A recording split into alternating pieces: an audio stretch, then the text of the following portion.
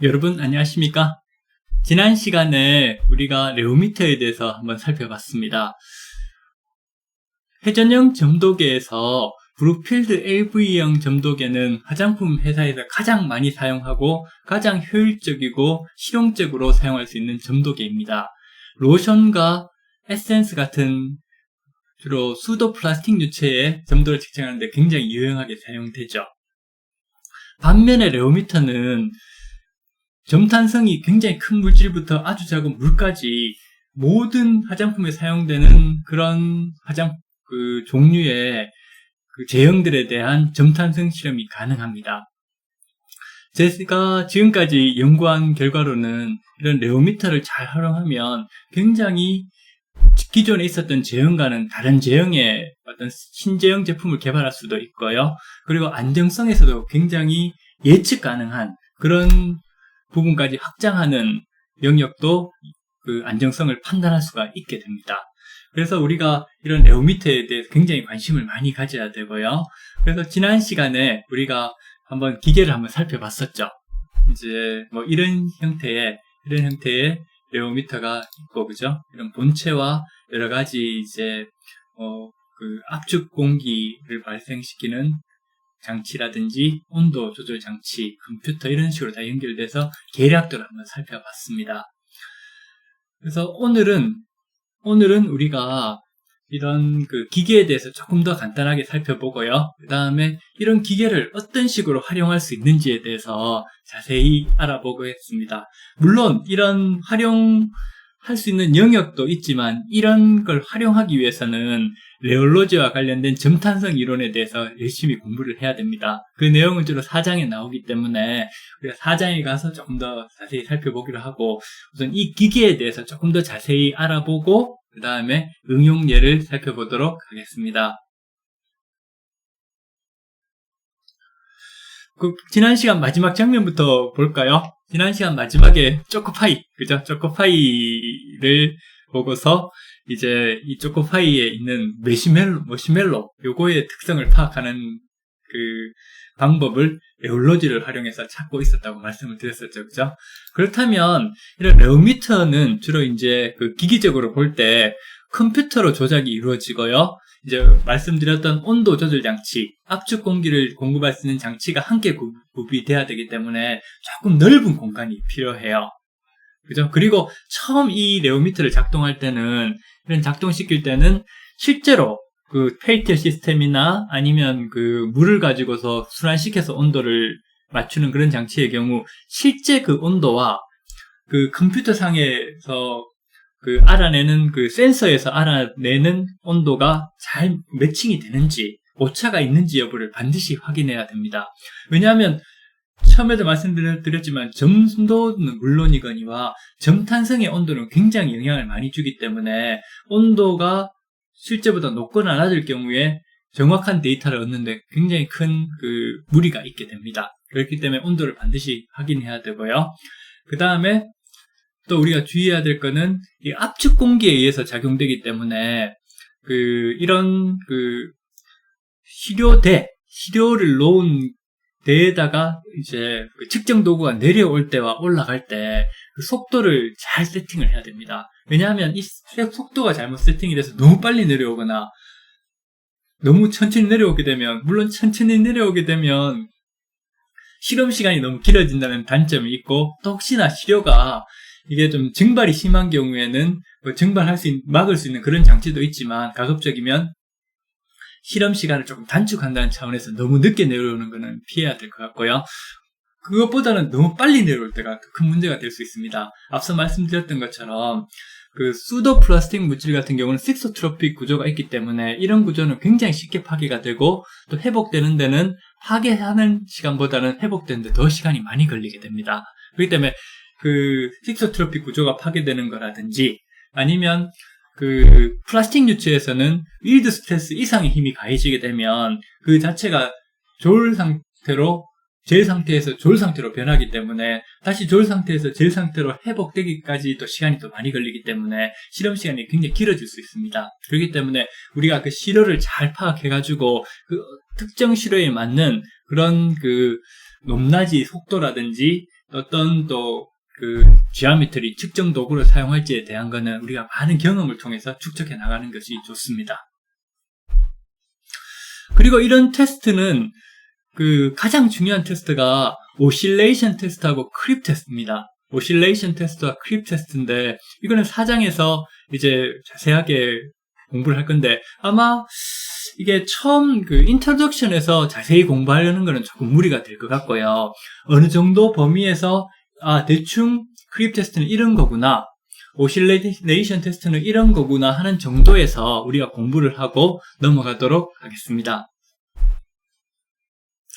조금 이따가 보여드릴 우리가 레올로지의 점탄성 측정의 응용 예는 다 이런 그 주로 오실레이션 테스트를 가지고 실험한 거고요. 크립 테스트도 굉장히 유용하게 사용할 수 있지만 요번 그 과정에서는 주로 오실레이션 테스트를 위주로 설명을 하고 크립 테스트는 이런 게 크립 테스트란 정도만 언급을 하고 넘어가도록 하겠습니다. 레오미터에서는 압축 공기를 사용해서 말씀드린 대로 시료 지지대를 움직이는 그 속도를 미세하게 조절해서 내부 구조를 파괴하는 걸 최소화하게 됩니다. 그 다음에 컴프레스를 사용할 때 우리가 그 압축 공기를 사용하게 되면 공기 내 수분이 제거돼야 되는 필터를 설치해야 되는데 이게 저희가 처음에 잘 모르고 그 설치를 좀 등한시해가지고 나중에 보니까 습기가 다 찼더라고요. 그렇기 때문에 아예 이런 습기가 들어갈 수 없도록 차단시키는 필터를 반드시 설치를 하고, 안 된다면 뭐 가스통을 설치해서 주로 자주 교환하더라도 이렇게 하는 것이 더 좋습니다. 근데 가스통을 자주 갈다 보면 이게 좀 귀찮기도 하고 또 그렇기 때문에 가급적이면 그 필터를 이용해가지고 그 수분을 완전히 제거해주는 상태에서 사용하는 것이 좋습니다. 다시 한번 그 계략들을 보면 이제 이게 센서 부분, 측정기구, 시료 지지대가 있는데 여기 시료를 놓고 1번이 이렇게 아래 위로 이제 압축 공기에서 작동되면서 이제 시료 측정 부위까지 내려오게 되죠. 그죠? 그래서 여기 압축 공기로 조절을 하게 되고 온도 조절 장치들이 다 같이 있게 됩니다. 자, 그러면 우리가 이런 레오미터를 가지고서 이런 레오미터 방금 말씀드린 대로 이게 압축 지지대 여기 시료를 놓게 되죠. 그 다음에 여기에 오르내리는 이제 측정 부위까지 이 측정 도구가 내려오도록 압축 공기를 활용해서 내려오도록 하는 거고 이게 압축 장치, 그 다음에 온도 조절 장치 이런 것들이 있죠. 자, 그러면 이런 레오미터를 가지고서 어떤 실험을 할 수 있을까 생각해보면 이거는 주로 4장하고 5장에 많이 기술이 되어 있습니다. 그렇기 때문에 제가 여기서는 자세히 설명하는 것보다는 이런 실험 내에 적용할 수 있다는 걸 제가 지금까지 경험을 위주로 해서 서로 이야기 나누듯이 말씀을 드릴게요. 그리고 실험 데이터도 보여드릴 건데요. 실험 데이터도 보여드리겠지만 이 실험 데이터는 처음에 보면 어려울 수가 있겠지만 이런 것도 있구나. 이게 과연 어떤 실험을 통해서 나오는 걸까? 이 정도의 의문만, 궁금증만 가지시고 그대로 이제 넘어가도록 하겠습니다. 데이터에 대한 설명은 자세히 하지 않도록 하겠습니다. 자, 먼저 이제 제가 이 논문에 썼던 내용들인데요. 우리가 이제 시어 스트레스 면찰 응력을 줄 때 이제 컴플렉스 모듈러스라는 요거는 나중에 이제 우리가 4장에서 배우게 될 건데요. 오실레이션 테스트를 통해서 나오는 겁니다. 오실레이션 테스트 통해서 이렇게 나오면 일단 오실레이션 테스트에서 요 값이 컴플렉스 모듈러스 값이 높다는 거는 일단 움직임에 대한 저항이 크다 이렇게 생각하시면 됩니다. 움직임에 대한 저항이 크다. 그죠? 그 다음에 여기 이제 로스 앵글이라는 게 나오죠. 면찰 응력에 따라서 이제 로스 앵글은 뭐냐 하면 이 로스 앵글이 값이 클수록 정성이 큰 거예요. 잘 흐르는 거예요. 그 다음에 이 값이 낮아질수록 크림처럼 잘 흐르지 않는 그런 성질을 갖게 됩니다. 그래서 그죠? 요거를 이제 가로축과 세로축에 이제 만들어두면 가로축을 로스 앵글로 두고 세로축을 이제 컴플렉스 모듈러스란 복소 모듈러스란 걸로 두면요. 이 세로축은 이제 요거는 미리 한번 들어두시면 나중에 이제 아, 이런 게 있었구나 하는 그런 걸 느낄 수 있을 것 같은데요. 가로축이 로스 앵글, 세로축이 이제 컴플렉스 모듈러스 복소 탄성률입니다. 복소 탄성률. 요 용어는 일단 그 4장에서 다시 공부하는 걸로 하고, 이때는 그냥 지금은 마음 편하게, 아, 그냥 놀듯이 이렇게 들으시면 됩니다. 이걸 다 이해한다기보다 이제 요런 식으로도 표를 만들 수가 있구나 하는 건데요. 조금 전에 그림을 다시 보여드리면, 요런 실험은 오실레이션 테스트를 통해서 나오는 그림이고, 요 데이터들을 읽어서 여기다 점을 찍는 거예요.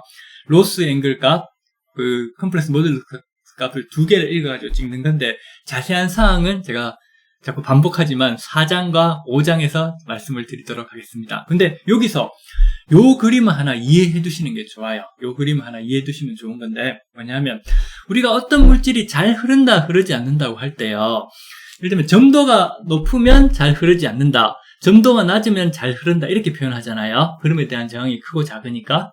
자, 그러면 예를 들면 이럴 수가 있어요. 예를 들면 물력 같은 거나 조청, 이런 설탕이 녹은 거라든지, 아니면 뻑뻑한 그런 기름 같은 거 있죠. 이런 것들을 이렇게 저으면 굉장히 저기가 힘들죠. 그러니까 점도는 굉장히 커요. 그러면 점도가 굉장히 크기 때문에 이렇게 적기가 힘들잖아요. 그래서 점도가 크죠. 그런데 이게 어떤 성질이냐면 조금만 기울여도 흘러요. 그러니까 점도가 높지만 이거는 흐르는 거예요. 천천히 흘러요. 그죠? 그런데 만약에 우리가 푸딩이나 젤 같은 거 있죠. 젤.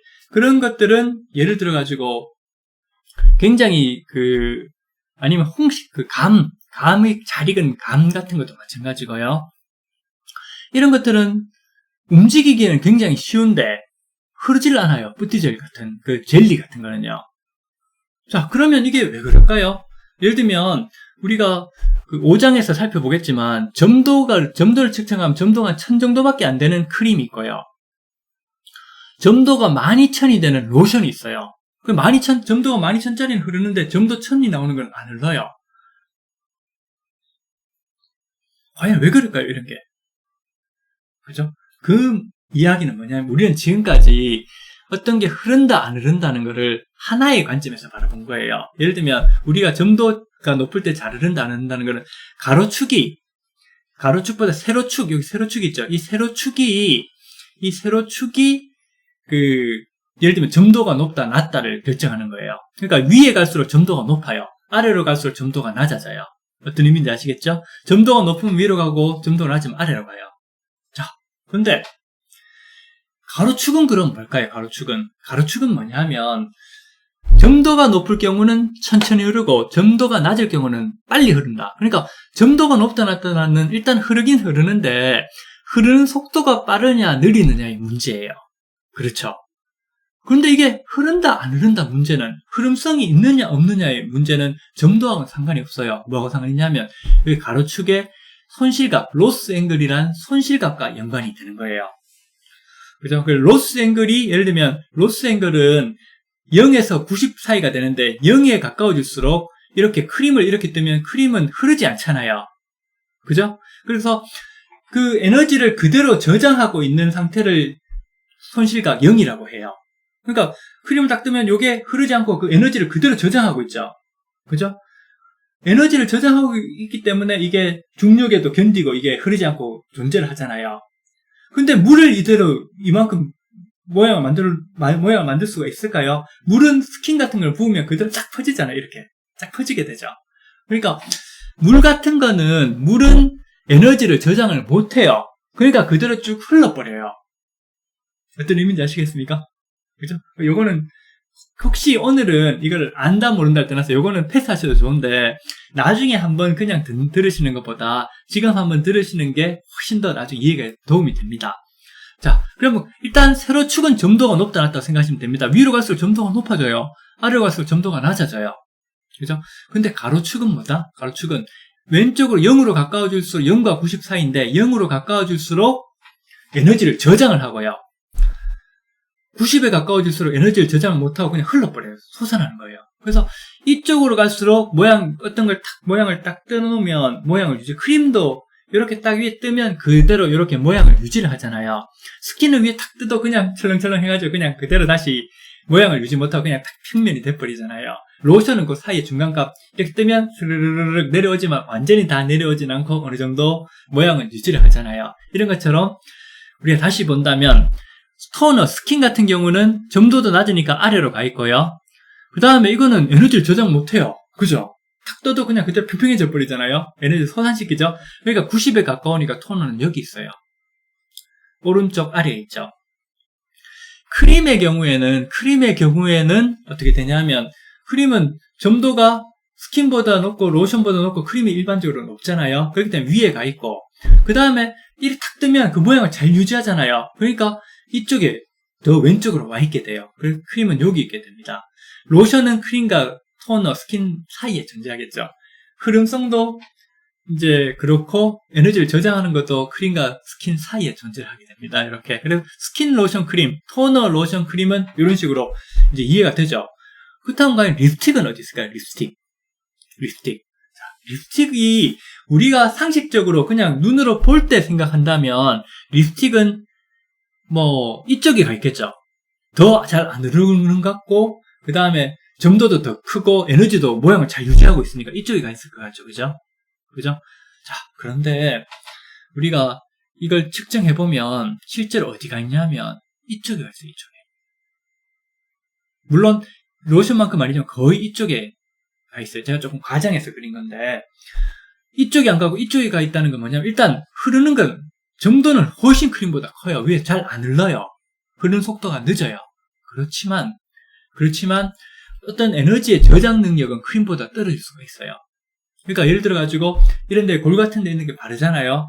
립스틱 이렇게 바르면 어떤 경우는 이렇게 조금씩 번지잖아요. 이 번지는 게 녹는 게 아닙니다. 왜냐하면 이런 크림에 사용하는 왁스는 녹는 점이 50도가 넘는 왁스들을 많이 사용해요. 그렇기 때문에 우리 피부 온도는 잘해야 한 32도, 33도 높아도 그 정도밖에 안 되기 때문에 이게 립스틱이 녹아서 흐를 수는 없어요.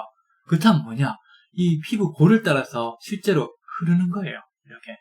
그러니까 이게 잘 천천히 흘러서 그렇지. 예를 들면 립스틱을 발랐는데 아침에 발랐는데 저녁 때 이까지 번지고 이렇진 않잖아요. 대부분 여기 근처에 있기 때문에 우리가 이런 거는 립스틱이 아주 작은 양의 흐름성을 갖기 때문에 천천히 흐르게 돼요. 크림보다 더 잘할 수 있어서 이런 쪽 가는 거예요. 그래서 우리가 요즘은 이런 것들이 많이 적은데 예전에는 립스틱이 번짐이 굉장히 심했어요. 그래서 립스틱의 번짐을 막기 위해서 뭘 사용했냐면 왁스 같은 걸 많이 넣었죠. 근데 왁스 같은 걸 많이 넣으니까 어떻게 되냐면 이게 여기서 위로 올라가는 거예요. 그러니까 흐름성에 대한 점도는 더 높아지는, 더 커지는데 흐름성은 그대로 유지를 하는 거예요. 그러니까 번지는 거예요, 이게. 그래가지고 우리가 실험을 했었죠. 자, 이걸 어떤 식으로 립스틱의 흐름성을 번지는 걸 방지할 수 있을까? 그렇게 해서 실험을 해보니까 거기에 이제 오히려 왁스가 아니라 오일의 종류를 바꾸니까 이게 이쪽으로 가더라고요. 이쪽으로, 립스틱 이쪽으로 가요. 그럼 이쪽으로 간다는 건 뭐냐 하면 일단 그 점도는 그대로 딱딱하게 유지가 되지만 왼쪽으로 이쪽으로 간다는 거는 이런 그 모양을 유지하는 능력이 크다는 거죠. 탄성이 커진다는 거예요. 이쪽으로 갈수록 탄성이 커지고 이쪽으로 갈수록 흐르는 점성이 커지는 거예요. 탄성이 커진다니까 이게 탄성이란 게 힘을 주면 되돌아가는 성격이 있잖아요. 그러니까 예를 들어서 여기 흐른다 치더라도 흐르다가도 이렇게 힘을 받아서 내려오다가 위로 당겨주는 탄성이 존재하기 때문에 잘 흐르지 않게 되는 거예요. 이런 식으로 우리가 그냥 감성적으로 느낄 때는 립스틱이 굉장히 딱딱해서 크림보다 더 탄성이 큰 걸로 느낄 수 있겠지만 실제로 크림은 탄성이 크림보다 훨씬 작아요. 그죠? 그래서 우리가 이런 롤러지를 실제 이런 시스템에 활용해야 되는 이유는 우리가 눈으로 보고 손으로 만지고 하는 것보다 기계가 훨씬 더 정확하게 그 데이터, 그 물질의 화장품의 성질을 파악해낼 수 있어요. 물론 이런 결과를 얻기까지 주는 이제 선형 점탄성 영역이라 그래가지고 그 면찰 응력을 주는 범위가 물론 크림이나 로션이나 토너, 립스틱은 굉장히 다르죠. 립스틱은 거의 뭐 2000파스칼 이상 줘야 될 수도 있어요. 그렇지만 우리가 이런 도표로 그렸을 때 그 면찰 응력을 받을 때 복소 탄성률, 컴플렉스 모듈러스와 로스 앵글, 그죠? 이 손실각, 요걸 봤을 때 훨씬 더 이제 탄성이 가까운지 점성이 가까운지를 데이터를 통해서 파악할 수 있는 그런 장점이 있습니다. 레올로지를 공부를 하게 되면요. 이런 예들이 굉장히 많습니다. 하나만 더 잠깐 살펴볼까요? 예를 들어서 확년 추출물을 0%, 0.5%, 1%를 넣으면 점도가 이렇게 떨어져요. 점도가 떨어지죠? 자, 그러면 안정성에, 점도가 떨어진다는 건 잘 흐르게 되니까 안정성이 별로 안 좋아질 수가 있잖아요. 그런데 이거를 복소 탄성률, 손실각 도표로 그리면 물론 떨어지죠. 점도는 떨어지니까 이렇게 0%, 0.1%니까 점도는 아래로 떨어지죠. 근데 0.5%일 때는 손실각 어떻게 되나요? 이쪽으로 갔어요. 왼쪽으로. 이건 뭐냐면 탄성이 증가한다는 의미가 되는 거예요. 즉, 이 원료를 넣으면 점도는 떨어지지만 탄성이 증가해서 오히려 안정성에 흘러서 합쳐지거나 이런데 훨씬 더 그런 것들을 줄여줌으로써, 점성을 줄여줌으로써 탄성에 증가시켜서 오히려 안정성에 도움을 줄 수 있는 요소도 생길 수가 있습니다. 그래서 오늘은 뭐 이런 복소 탄성률 그 다음에 여기 잘못됐네요. 컴플렉스 모듈을 쓰고 가로축은 시어 스트레스가 아니고 앞서서 봤었던 로스 앵글이 돼요. 제가 이거는 다음 시간에 바꾸겠습니다. 그래서 이런 도표를 이용해가지고 기존에 우리가 점도만을 측정할 때보다 점탄성을 이용하면 훨씬 더 많은 정보들을 볼 수 있고 이걸 안정성에 적용함으로써 훨씬 더 다양한 소재를 고농도로 사용할 수 있고 또 동일한 함량을 사용하더라도 훨씬 더 효과를 좋게 낼 수 있는 그런 방법을 찾을 수가 있게 되는 겁니다. 그래서 조금 이런 레올로지가 여러분들한테 어렵게 느껴질 수도 있겠지만 저와 같이 공부를 열심히 해서 이제 학기 말쯤 되면 이런 점탄성을 완전히 활용은 못하겠지만 이런 거 들어는 봤다 정도만 되더라도 앞으로 화장품을 연구하고 개발하는데 굉장히 도움이 될 거라고 확신합니다. 여러분 이번 시간도 수고 많았습니다. 고맙습니다.